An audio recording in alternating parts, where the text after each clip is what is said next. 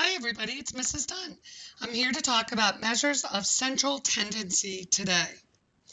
So in this screencast, specifically what we're going to do is we're going to find the mean, the mode, the median, and the mid-range of a set of data. So exactly what is this idea of an average? An average is the number that best represents a group of data. And today what we're going to talk about are those averages. We could find the mean, we could use mode, we could use median, or we could use mid-range to talk about central tendency or an average. So let's start with mean. There are two symbols used to describe the mean, which is sometimes called the arithmetic mean. So either you will see x bar or you will see mu.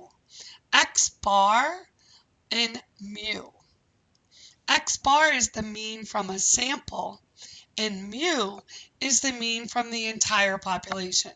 If you go on to study stats, you'll learn more about the difference between X bar and mu.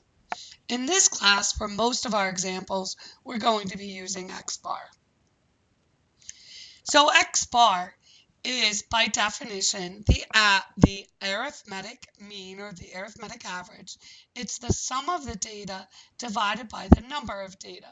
This symbol, sigma, stands for sum. So it's the sum of all the data values divided by how many data values there are. It's best to look at this using an example. So for example, if I have these test scores, I think there's 10 test scores here. The mean is the sum of all those test scores divided by how many there are, and there are 10. So the mean is 81. Okay, next we have the median. The median is the data value that is in the middle of the data as long as the data values are in order. So from that same list of test scores, to find the median, first we have to put the numbers in order. We'll put them in order from lowest to highest. Then we find the score that's in the middle. Since there are 10 pieces of data, there isn't a score directly in the middle. So we'll add the two scores that are in the middle and find the mean of those. So we add those two together and divide by 2. 162 divided by 2 is 81. So the median is 81.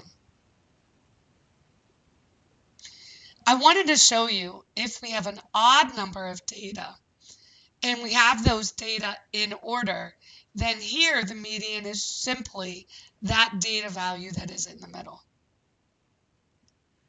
Next we have the mode.